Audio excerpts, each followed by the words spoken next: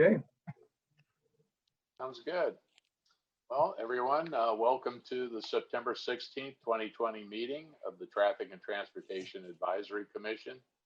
Please join me in the Pledge of Allegiance. We're going to put the flag up.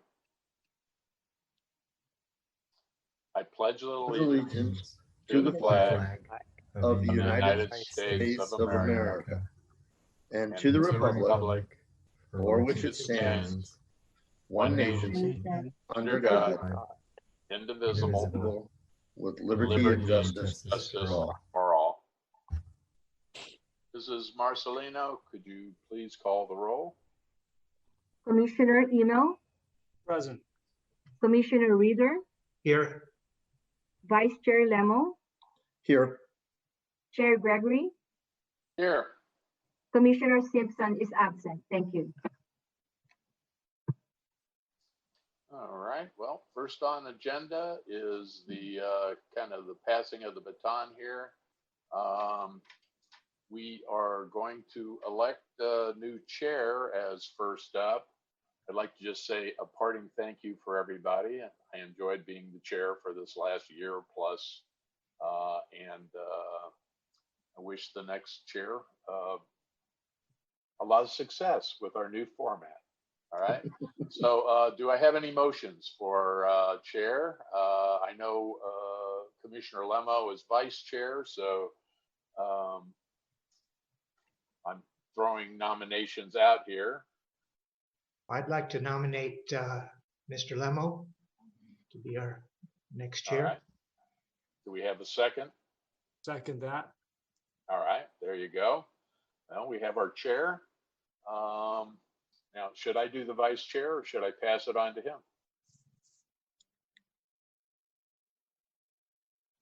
Staff? You need to pass it on to Chair Lemo, please. All right, then. Thank you very much. You, Mr. Chairman. Thank you, immediate past Chair Gregory. Appreciate that. Thank you also to Michael and to Lawrence. Now is the time that we will take nominations for vice chair. Nominations are open from the floor. Do we have a nomination? I would nominate Commissioner Imel. I don't believe you've had a turn yet, have you? I haven't, only because I've barely been here a year. So. All right. Well, I would like to ask, would you like to be considered? But I would like to throw you. Yeah, can I accept the nomination? Well, we just need one person to have a second. And I'd like to second that nomination. All right. All right, there you go. It's kind of a process we've had in the past, so you'll get your turn. All right. Congratulations. Thank you. Thank you very much. And with that, thank you all. We're going to move forward now. And Mrs. Marcelino, would you call public comments, please? Thank you. This is the time and place for public comments. Registration for public comments was available until the start of the meeting for those wishing to address the Traffic Commission regarding items on the agenda or on a subject within the city's jurisdiction. Speakers for specific agenda items shall be called and heard during that specific item. All remarks should be addressed to the Traffic Commission as a whole, and all documents for the Commission and the official record should be presented to the recording secretary prior to the meeting. Speakers are requested to state their name and community of residence for the record. Under state law, public comment matters may not be considered by the Traffic Commission unless listed on the agenda, but may be referred to the city engineer for administrative follow-up. Two individuals have requested to speak, and pursuant to Traffic Commission standards, public comment speakers are allowed 3 minutes. Also, please silence all cell phones during the meeting, and please remember to mute your microphones when you are not speaking. Thank you. Thank you. And who is our first speaker? Because I don't have the speaker cards. Our first speaker is Ms. Karen Martin. Please click unmute and state your name and city of residence for the record. You will be reminded when you only have 1 minute remaining, and then again when your time to speak is up.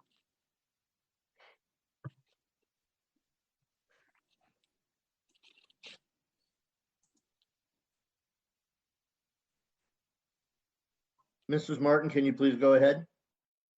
And Good identify evening. yourself? I am Karen Martin, and I live at the corner of Lynn and Jan's, right across from the hospital. I'm requesting this evening an evaluation of the area of Lynn and Jan's. Please specify any petition requirements I might need to proceed. My motivation is to improve the quality of life within my neighborhood. While preparing this request, we experienced 2 accidents last week. One on Lynn on the straightaway between Jan's and Camino Manzanas that said that it was because of a left turn. I don't know what that's about, but probably not. The other one was on Jan's, west of Lynn, and a vehicle jumped the median, hit a tree without braking. Luckily, no pedestrians were at the time in the area and no one was killed. I have a video library that includes low-flying helicopters, distracted drivers on phones and shavings, a semi-tractor trailer making a U-turn on Lynn, a concrete truck making a left turn across Lynn against a red light, bicyclists on the sidewalk, numerous crosswalk violations, and vehicles producing over 95 decibels as they open it up and speed down Lynn. Add to that young crowd who use the park on Jan's as a place to drink, cut donuts in the street, you can see them. On August 23rd, set off munitions, which brought the concern of fires. I believe Brianna sent a video to the police, so they do have that information. Add that to the fire trucks and the ambulances that already frequent the area, and it's just a madhouse. I would like to offer some possibilities, though. You know, I don't think you can come forward with a problem when you've lived here as long as I have and not have some solutions. So first off, let's hire more patrol officers. I understand in the last few years, the number has dwindled to 41, down 25 officers from 3 decades ago when we had 2 homeless citizens.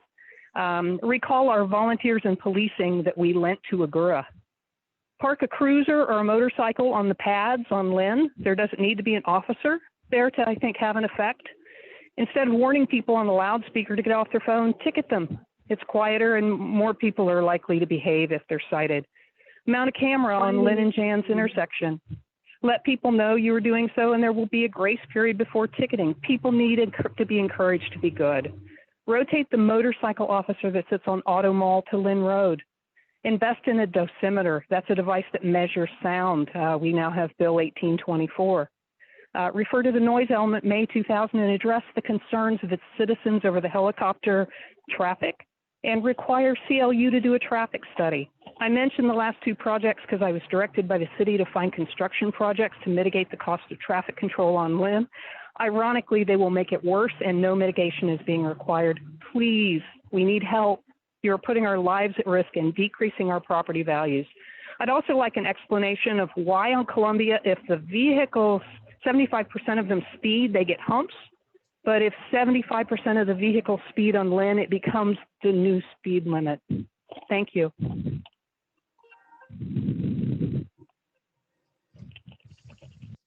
Thank you. And Mrs. Marcelino, our next speaker is? I don't see that the next speaker is available. Okay, so without the next speaker, we would close public comments. Is that correct? I believe so. So we will close public comments and ask staff if there are any responses to the public speaker's comments yet. Okay, as far as accident reports, those are conducted by the police department. So if a citizen indicated that some accidents occurred last week, we usually get them in about a month or so. Sometimes we get them a little bit sooner depending on the nature. So based on the collision data or summary that's in those reports, we'll take a look and see if there's anything that we can correct with, maybe additional timing adjustments, or maybe signs were not visible or signal heads not visible, things like that. So, we'll take a look at that.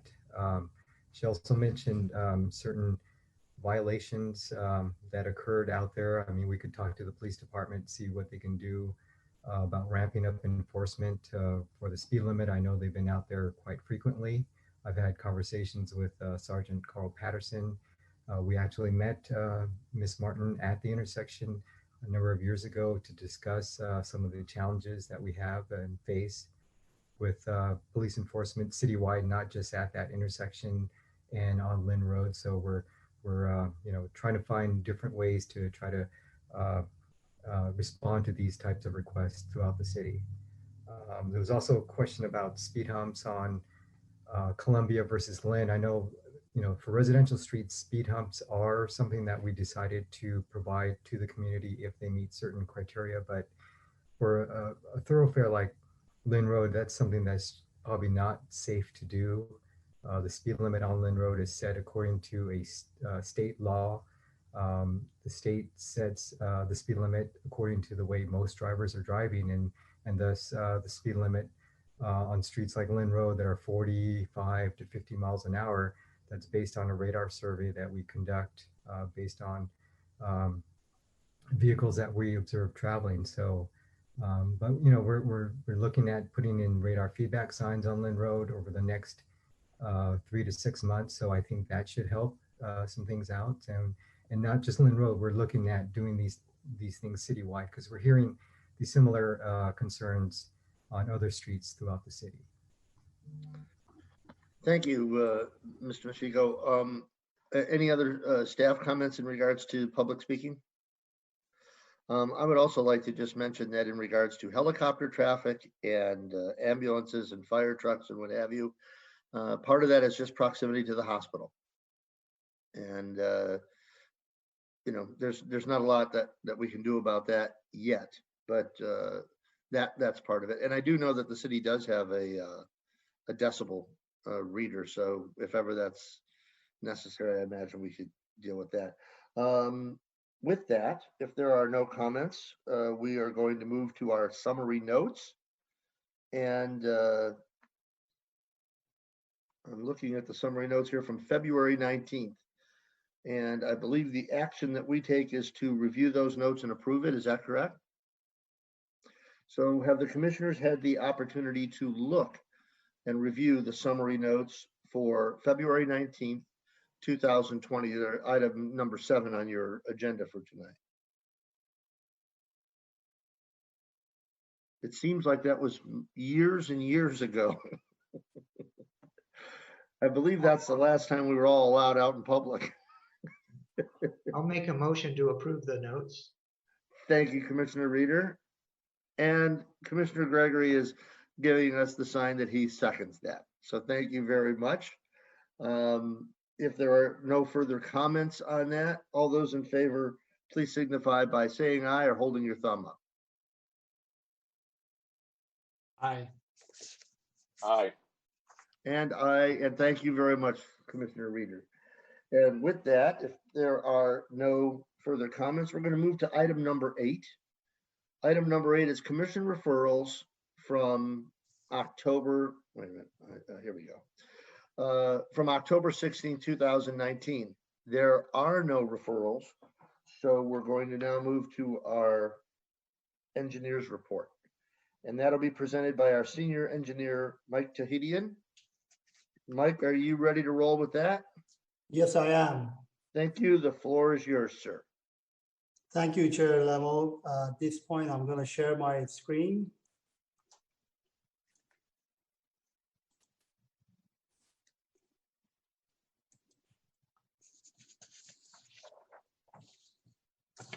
Good evening, commissioners.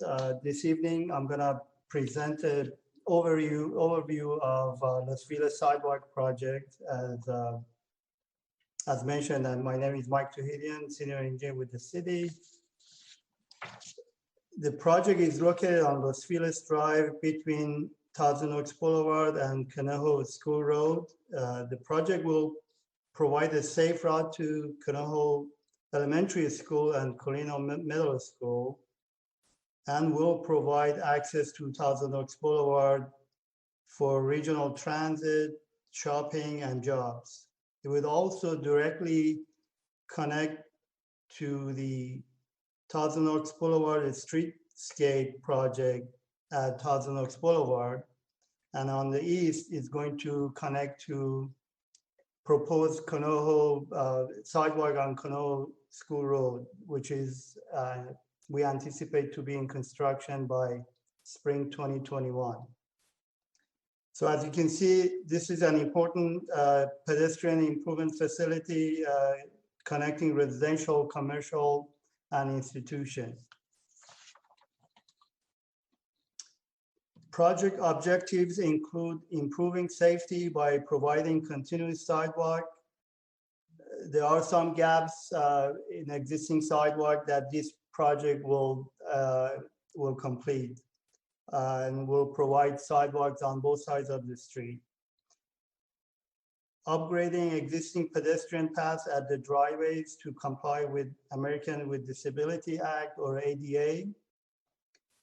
Minimizing parking impacts. There is a need to comply with the fire department minimum lane width requirements, which will impact parking. And finally, improving aging water infrastructure by upgrading existing 6-inch water line to 10-inch and replacing the service laterals from approximately the mid-block all the way to Thousand Oaks Boulevard. This is an overall map of the proposed improvements. For a closer look at the proposed improvements, we split the map. This west end of the map includes most of the new sidewalk, which is shown in yellow. It also shows the impact to the parking in purple, where there is no existing curb and people are allowed to park off pavement on dirt shoulder. So most of that parking will go away.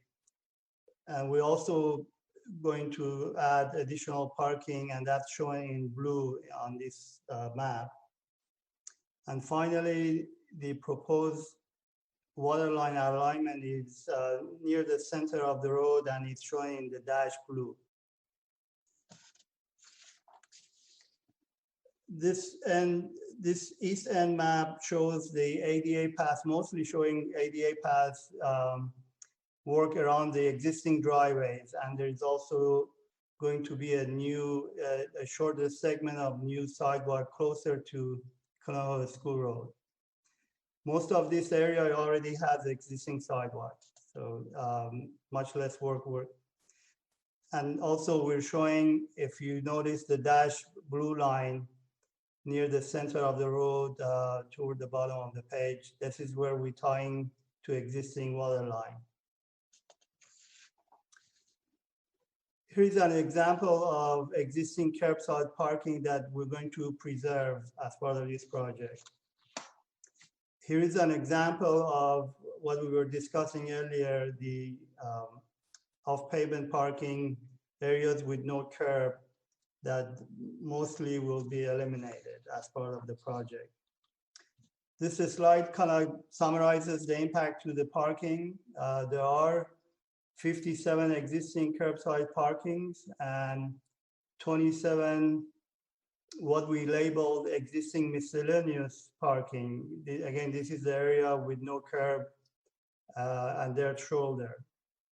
Once this project is complete, there will be 66 parking stalls provided, which is greater than the existing curbside parking.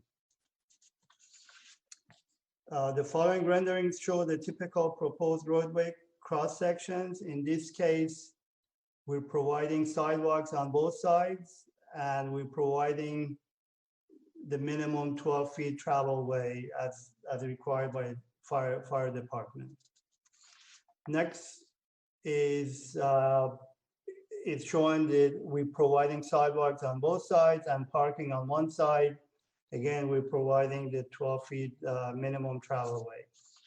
And finally, this cross section shows sidewalks and parking on both sides of the street. And again, we're maintaining the 12 feet wide travel lane. To accomplish all of these improvements, the city will need to acquire additional permanent and temporary construction easements, which they're shown in red and blue. there will be need also to process what we call right of entry to reconstruct those existing driveways that they don't comply with ADA, and they're showing in green. And finally, in yellow, we're showing some of the existing sidewalks that our initial search didn't find the dedication, and we're gonna clean it up as part of this project. Here's the preliminary project cost summary. The city received an active transportation program, or ATP, grant from state in the amount of $898,000 for the construction phase of the project. The city is using its own fund to complete the design and right-of-way phases of the project. The total project cost is expected just shy of $2 million. Our preliminary schedule shows completing design and right-of-way phases by early 2021. We will need to seek California Transportation Commission, or CTC, authorization of the state fund, and that's expected in the spring 2021. Bid process will follow, and we anticipate to start construction in fall 2021. Our recommendation is in staff report. This concludes the presentation, and staff is ready to answer questions from the Traffic Commission. Thank you very much.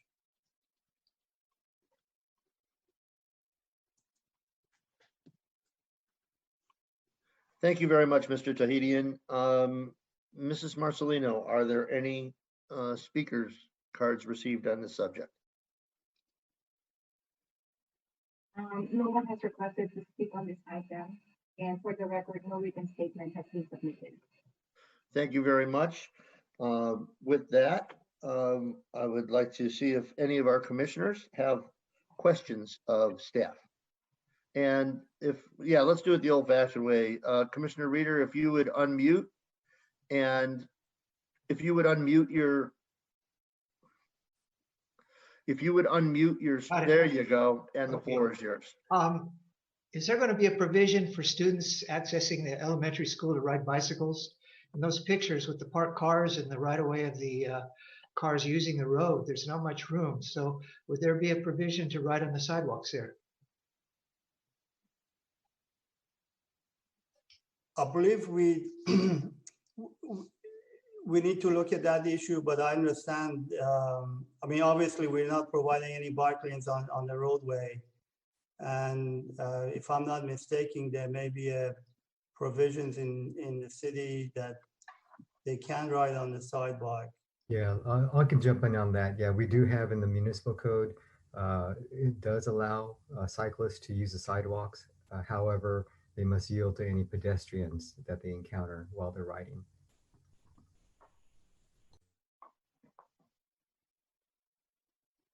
Any other comments, Commissioner Reeder? Okay, then we'll move to Commissioner Email. Thank you. I had some questions about the attachments. I think I was looking at attachment number 2, and at the intersection of Los Feliz Drive and Old Conejo School Road on the south side of Los Feliz, it looked like you know, I think there's a house there, and there's no sidewalk. And on attachment number 2, there was no highlighting there to illustrate that there was going to be a sidewalk. But then I think on attachment number 3, it was highlighted, and then there was also the no parking, the change to no parking. So I just want to make sure I understand correctly that that sidewalk is going to continue all the way to Old Conejo School Road. Yes, indeed, it's going to connect, as I indicated, it's going to connect to the proposed sidewalk on Conejo School Road.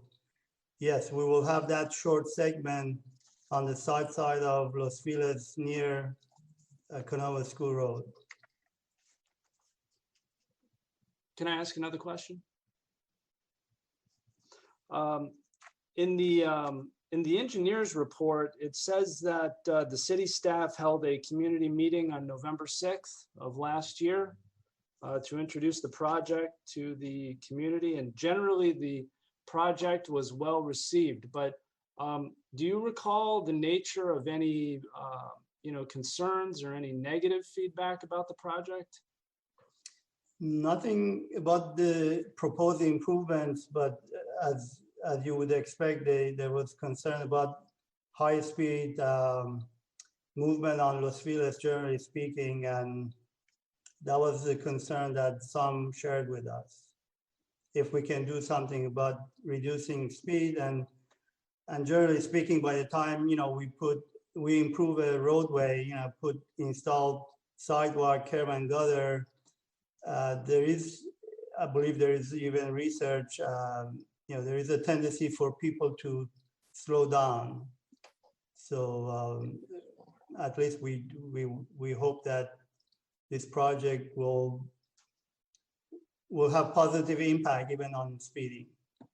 Yeah, and I'll jump in there, commissioners. Good evening. Nader Hidari, city engineer. Yeah, and also getting those pedestrians and bicyclists, if they so choose, onto the sidewalk kind of alleviates some of that pressure from people feeling like they're right next to the vehicular traffic. So that should be a benefit of the project as well. Also, during that community meeting, there was because there is some slight loss of parking overall net on the project, because currently people are parking where the sidewalk belongs. There was some discussion about that, but generally, as Mike said, there was a majority were well in favor. And then anything I'd like else, to add, Commissioner? I'd like to Go ahead. add one more comment on that. Yes, sir. I believe that over time, though, regarding those issues regarding speed on Los Feliz Drive, I believe the citizens have been made aware that there is a speed hump process. And if they choose to circulate a petition for the city to consider speed humps, we're happy to do so. However, so far we have not received a petition back from the residents on Los Feliz, showing that there's support for having speed humps installed on that street. Thank you. Commissioner Emil, any other questions at this time? Just one more. So I understand, there's going to be a reduction, prospective reduction of maybe 18 parking spaces total. And the number is going to drop from 84 total spaces to 66. Is the 66 premised upon the city acquiring all of the easements or permanent right-of-ways that it wants to acquire? In other words, if the city does not acquire those public right-of-ways, could the amount of parking actually be less than 66? So in general, this is city policy. We don't acquire additional right-of-way to provide parking, particularly for a street such as Los Feliz. There is already issues with residential property setbacks, and again, so as part of this project, we're not acquiring right-of-way to add parking. And to answer your question, if someone refuses to grant us the easement, it will mostly affect the sidewalk construction, and we have to kind of consider that as it comes. Sometimes we may be able to, and we're doing a lot of that as part of this project already. We would put a bend in the sidewalk and move it a little bit closer to the center line and avoid building in a private property. So we have to consider all those options if we get to that point. Thank you.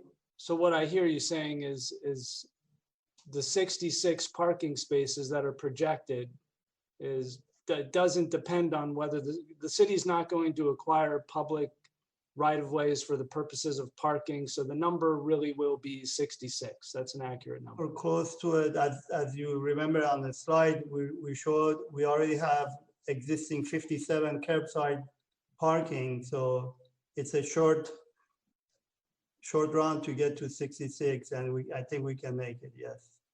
Okay. Other commissioners, comments or questions? Yes, sir. Commissioner Gregory, don't forget to unmute.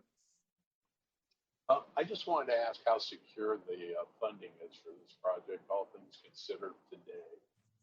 Would you say it's going to pretty much maintain the schedule that's in our packet, or do you see that slipping at all, or unknown?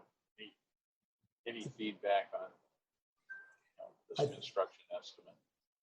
Yeah, based on the preliminary estimate, engineer estimate that we have, and the dedicated funding in the approved CIP budget, we feel we're covered at this point. So, yeah. All right, thank you very much. Thank you. So at this time, we actually have two recommendations from staff. One is to receive report and provide comments as appropriate, and then to recommend city council approval. We've already received the report, and we are providing comments, or will provide comments now that our questions have been answered. But before we do that, I'd like to entertain a motion for the recommendation, so that when we get the motion on the floor, then we can have commissioner comments. In the absence of one commissioner tonight, I'll make a motion to receive the report and provide comments after we vote. I'm sorry, after the motion is put on the floor, to recommend, and my motion would be to recommend city council approve the proposed sidewalk project, including on-street parking modifications, and we'll be looking for a second to that motion. I'll second that. So we have a motion and a second, and now I'd like to open it up for commissioner comments to the motion. If you have a comment, please just raise your hand. If there are no comments, I will ask Mrs. Marcelino to please call the roll for a vote. Okay. Commissioner Reader, Yes. Commissioner Gregory, Yes. Vice Chair Eno, Yes. Chair Lemo, Yes. motion carries 4-0. The Thank Traffic you. Commission. Thank you very much. And also, Mr. Tahidian, thank you very much for a very clear and easy to understand report. Next, we have our second engineer report for this evening, presented by our senior engineer, Jim Mashiko. So, Mr. Mashiko, would you take over now, please? Yes, thank you, Chair Lemo. Let me switch over the screen.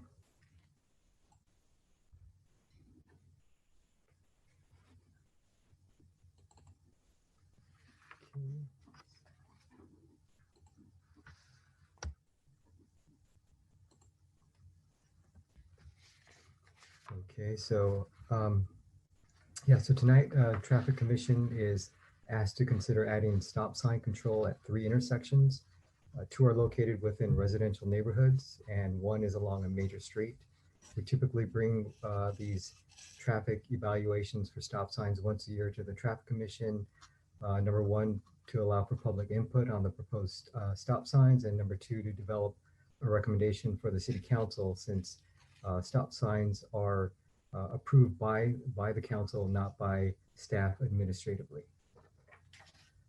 Here's a listing of the 3 intersections that we're looking at tonight. 2 are T intersections, and 1 is a 4-legged intersection.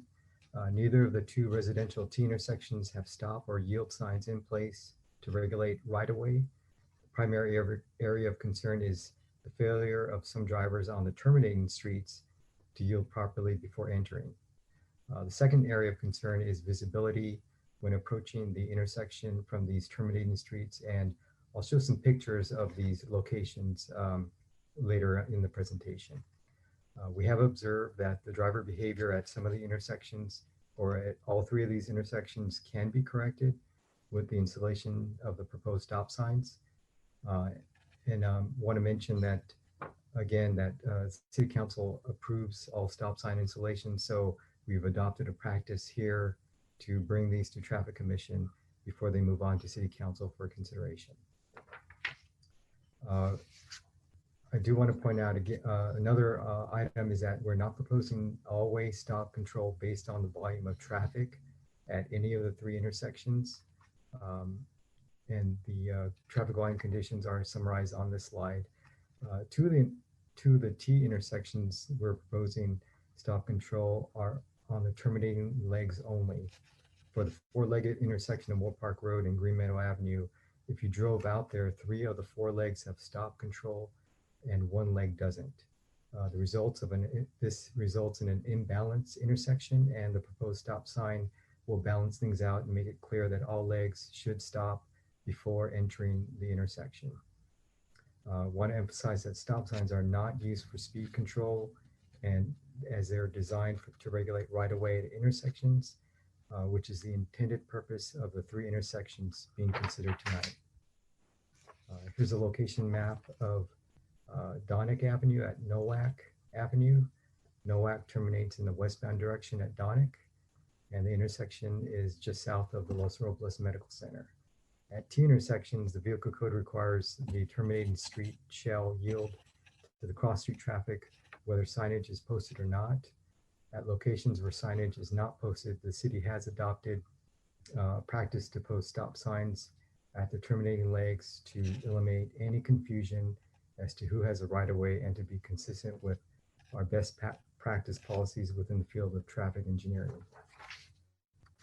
Here's a map showing the other location within the residential neighborhood is Greenridge Street at VERDE VISTA Drive. This area is just southwest of the nearby YMCA facility. Let me show you this picture here of the intersection of NOWAK at DONNIK Avenue. This is as you approach in the westbound direction. At the intersection, no stop signs or yield signs present. This is at the intersection here, looking to the right. You notice that there's shrubbery and parked cars that impair your line of sight. And then when you look over to the left, similar sight distance impairment with parked cars and a slight road curvature. We have a similar situation that exists at the intersection of Greenridge Street at VERDE VISTA Drive. And here's a location map showing Greenmeadow Avenue at MOORPARK Road. This graphic illustrates that 3 stop signs are present and the proposed stop sign in the southbound direction. Here's a photograph looking in the southbound direction at MOORPARK Road at Greenmeadow, looking to the south. If you look south, you'll see a new parking lot that was built over the past year for the Los Robles Trail. The second photo of the location shows a view from inside that new parking lot looking north towards the 101 freeway. Here's a view looking in the eastbound direction of the intersection. And then another view here at the westbound direction of the same intersection. So as part of our public outreach, we mailed out 61 notices last week, inviting residents within a 500-foot radius to provide any input they may have regarding the staff recommendation. And we have received 3 emails from citizens who support this proposed stop sign at the intersection of Greenridge Street at VERDE VISTA Drive. We did receive 1 person that was opposed to the same installation there. That email represents 4 drivers in the same household. We received no correspondence regarding the other 2 intersections. So in summary, the recommended stop signs will considered tonight will achieve a number of goals listed here and should address the public concerns over drivers who fail to yield the right-of-way at these 3 intersections. As I mentioned earlier, the stop signs are not designed to control speeding or other undesirable driving behavior. So with that, the staff recommendation is in the staff report. The recommendation developed by the commission this evening will be forwarded to the City Council for consideration. And with that, I'll be glad to answer any questions. Thank you. Thank you very much, Mr. Pacheco. And I'd like to open it up to our commissioners for any questions. If you would just signify by raising your hand if you have a question. And are there any questions from our commissioners? Seeing no hands raised. Oh, I'm sorry. Commissioner Gregory, if you would unmute yourself, and you are on. Just on the Green Meadow one, is the traffic in that like trail parking lot? I mean, are you proposing that stop sign there because the traffic has increased because of the usage of that trail? No, that location, I think I showed the photograph. It shows the 3 legs at that intersection has stop sign control. And then when that parking lot was constructed, that's a new leg to the intersection. So that when that was built, a stop sign went in place. So what we're doing is adding the stop sign to the southbound leg as you approach that parking lot. So we want to balance things out and make it clear to everyone that all legs of the intersection should be stopping. So we had minimal objections to the stop sign going in, right?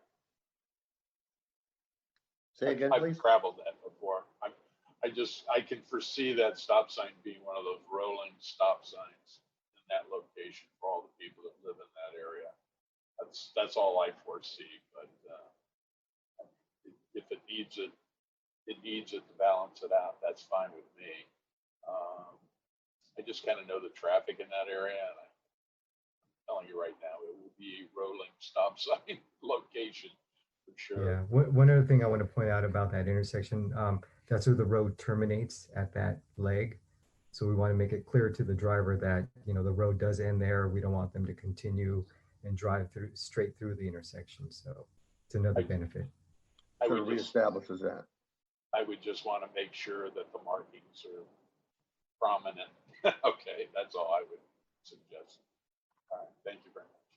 Thank you, Commissioner Gregory. Do either of other commissioners have a comment or a question for staff? Hearing none, I'd like to, I'm looking for a motion to, we've received input, recommend that City Council adopt a resolution directing staff to install stop signs at the following 3 intersections. Do we have that motion? I'll make that motion, Chair. Thank you. Thank you, Commissioner Reeder. We have a motion. We're looking for a second, please. And Commissioner Email, you're seconding, correct? Second, sorry, I was muted. No problem. Thank you very much. And now that we have a motion on the floor, do we have any comments for staff on the motion? Hearing none, Mrs. Marcelino, I would ask, oh, wait a minute, I'm sorry. Moved a little quickly. Do we have any public comment on this? No one has requested to speak on this item. And for the record, 4 written statements have been submitted, 3 in support of staff recommendation and 1 opposed. The party that is opposed represents 4 drivers from 1 household. Thank you very much. With that, we'll call the vote, please. Commissioner Reeder, Yes. Commissioner Gregory, Yes. Vice Chair Eno, Yes. Chair Lemo. Yes. Motion carries 4-0. The Traffic Commission makes recommendations to the City Council, and interested parties may attend the City Council meeting and speak either for or against the recommendation of the Traffic Commission. Any person wishing to appeal a decision of the Traffic Commission shall file a written appeal and pay an appeal fee with the City Clerk Department within 14 calendar days of this decision. The matter will be referred to the City Council at the earliest reasonable and available date. The appeal fee will be refunded only if the City Council overturns the Traffic Commission's decision. An appeal form is available from the recording secretary. Thank you. Thank you very much, Mrs. Marcelino. And now we will move to status report of prior Traffic Commission recommendations. And that is item 9 on our agendas. And I am, who will actually handle that? I could just provide a brief summary. It's Thank you, Mr. basically, Mashenko. yeah, basically it's regarding what happened with the speed hump request for Columbia Road. The last time we met, the Traffic Commission asked us to take a look at some things regarding traffic signal timing at some of the nearby intersection to discourage shortcut traffic that residents brought up on Columbia Road. We also were asked to look at additional signage that we could put in the neighborhood. We added a 25-mile-per-hour sign that was missing on at one of the entry points. We also refreshed the center line striping at where the road curves at the midpoint of the street. So just wanted to point out that all those requests that you asked us to look at were completed. Thank you very much. And next we have commission referrals, which is item number 10 on our agenda this evening. There were no commission referrals from February 19, 2020, which will move us to item number 11, and that's the Traffic and Transportation Advisory Commission future agenda items. So if you take a look there, I don't think this really gets presented by anybody, but these are just things that we've been working on that are going to be coming forward to our agenda. And after reviewing that work program, the first thing I would like to do is ask commissioners, do they have any questions of staff? Commissioner Gregory, if you would mute yourself, we await your question. Thank you. This goes back, Jim, to the Columbia, and I thank you for following up with me earlier. I wanted to find out how that our improvements were, and they seem to have. My question really is in the curve, where we put the yellow striping. Is there a reason not to put a solid yellow and make it a break? And my reason for asking is after having driven it to kind of review, what we did, if there was anything, I went back and forth, and every time I got behind somebody that was actually passing that area, they would drive over the yellow, is what I was saying. And I don't know if putting a solid yellow would change their behavior, but people don't slow down to make that curve right there, so they cross over because it makes them feel a little more secure. Do you think if we painted a solid yellow that might change their behavior or not? I think it all depends on the driver. I mean, the double yellow will be more visible, but then again, it depends on the driver. They may see it just like they see, a stop sign and they roll right through it. So we're not sure if it actually will make a difference. And also because it's a residential intersection, a residential street, we try not to make it too much like an arterial street with a double yellow.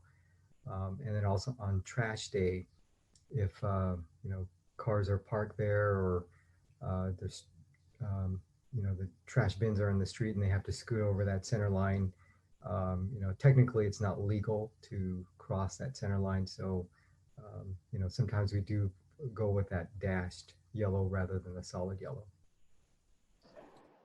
I would just say, have we gotten any feedback from the residents at all after our last meeting on that? I don't think we got any, in terms of any new complaints. I think we did have one citizen send in an email thanking us for some of the signage and then the center line being refreshed. All right. Well, then we'll just keep an eye on it. If they don't complain, then it must have worked. So thank you. Thank you, Commissioner Gregory. Any other comments? Actually, whether either on the work program or just commissioners in general comments for staff?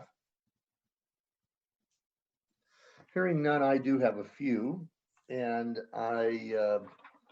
let's see where to start. Well, let's start with business first. I would like to see if we can maybe get the police department to take another look at the intersection coming off of the 101 freeway where you take the Borchard off ramp. It is marked exceptionally well, no turn on red. And in the last few days, I've seen two very strange things. One, it's not too unusual, and that is people turn right on red with regularity. Second, which is very unusual, is I happened to be there when no one was turning right on red, and as soon as we got the green light, a big van crashed the light coming from what would be considered, I guess, the north by Amgen there, and And so it might not be a bad idea to put that into the circulation for taking a look at some enforcement there. The second thing, I believe it's Public Works that these comments would be directed to. I think that the road surfacing that you have been doing lately has been done really, really well with a very minimal amount of inconvenience. And so I think that is great. And then lastly, while I'm very grateful for all of the gentlemen on staff, I really want to give special thanks to Mrs. Marcelino and Ms. Sandoval, because they really sort of led the way with the other folks to make certain that we could know what we were doing tonight and have a relatively smooth meeting. And so I appreciate you guys taking the extra time to sort of walk us through that a little bit. With that, if there are no other comments, we will adjourn. We will adjourn our meeting. The Traffic and Transportation Advisory Commission is now adjourned until 6 p.m. on October 21st, 2020, hopefully in the boardroom of the Civic Arts Plaza on the 3rd floor, or a virtual meeting via Zoom. And with that, I thank you all and wish you a good night. Good night. Good night.